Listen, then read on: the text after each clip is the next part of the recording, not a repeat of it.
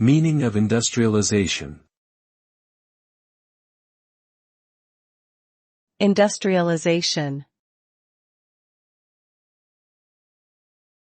Industrialization.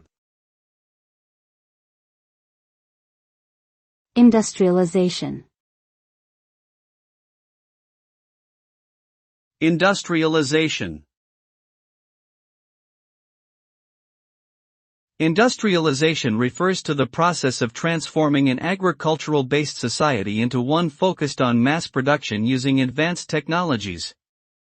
The result of industrialization is a shift from manual labor to machine-based manufacturing, increased urbanization, and modernization of infrastructure that supports manufacturing and trade.